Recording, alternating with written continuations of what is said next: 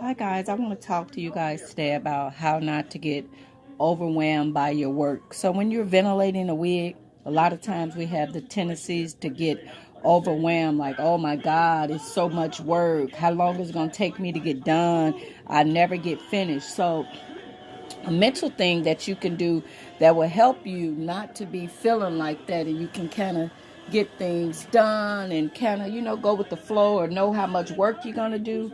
So what you can do, like what I do for me, is like I take my work and I mark it out in boxes. So if you guys see, I did this box. So you see this box? This would be my only concern. So I say, today I'm going to work on this box. Or if I'm going to do multiple boxes, you just focus on what you're going to do. So you separate your work and put it into boxes. So instead of looking at this cap, guys, and being overwhelmed, like, oh my God, it's going to take so long to finish this wig and da da da da da da da. You only focus on the box that you're going to do.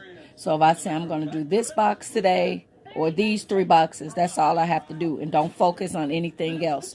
So guys, that is a quick tip on how to, when you're ventilating, how not to get overwhelmed by your work. Just focus on what you're working on or what you're going to do for the day. So if it's this all I'm going to do for today, then that's all I'm going to work on. Don't worry about anything else. So that will help minimize the stress that you become about, working alone, doing a lot of work.